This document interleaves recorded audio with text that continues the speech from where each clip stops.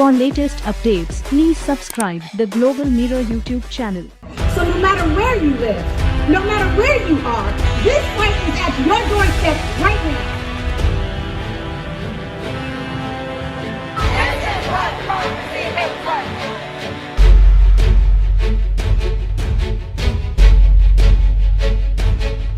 The first Women's March of the Biden's administration was heading straight for the steps of the Supreme Court on Saturday, part of nationwide protests that drew thousands to Washington, D.C. and other cities to demand continued access to abortion in a year when conservative lawmakers and judges have put in jeopardy. Many thousands of women filled a square near the White House for a rally before the march. They waved signs that said, "Mind your own uterus. I love someone who had an abortion and abortion is a personal choice, not a legal debate." Among other messages, some wore t-shirts reading simply 1973, a reference to landmark Roe v. Wade decision which made abortion legal for generations of American women. Elaine Bajal, a 19-year-old student at American University, took cell phone photos with her friends and their signs as the event started. She shared her mother told her of coming to a march for legal abortion with her own mother in the 1970s. It said that we still have to fight for our right 40 years later. But it's a tradition I want to continue, Bajal said of the march. Organizers say the Washington March would be among hundreds of abortion-themed protests around the country on Saturday. The demonstrations come days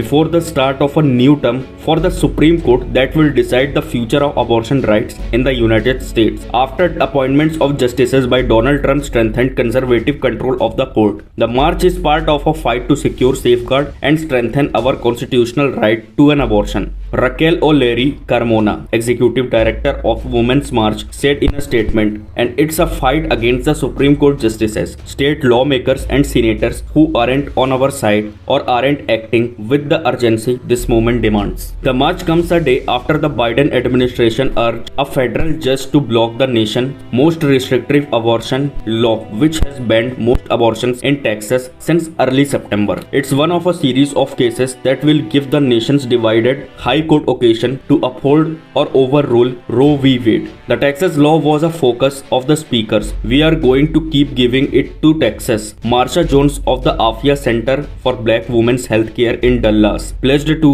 the Washington crowd. "You can no longer tell us what to do with our bodies," Alexis McGill Johnson, the president of Planned Parenthood nationally, told of women forced to drive many hours across state lines, sometimes multiple state lines, to end pregnancies in the weeks since the Texas law went into effect. "The moment is dark, but that is why we are here," Johnson told the crowd packed into Freedom Square and surrounding street. "With the upcoming Supreme Court term, no matter where you are, this fight is at your doorstep right now."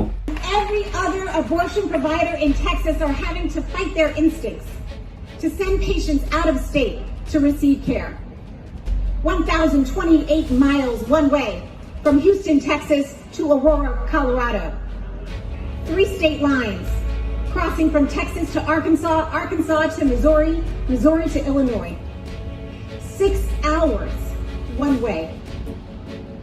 A patient who drove alone because she's so afraid that if she asks someone for help, they might get sued.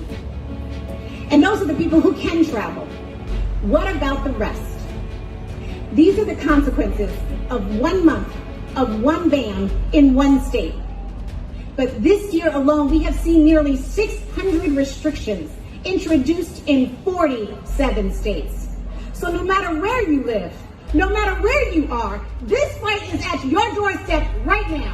The Women's March has become a regular event, although interrupted by the coronavirus pandemic, since millions of women turned out in the United States and around the world the day after the January 2017 inauguration of Trump. Trump endorsed punishing women for getting abortions and made appointment of conservative judges a mission of his presidency. Without Trump as a central figure for women of varied political beliefs to rally against, and with the pandemic still going strong, organizers talk of hundreds of thousands of participants nationally Saturday, not the millions of 2017.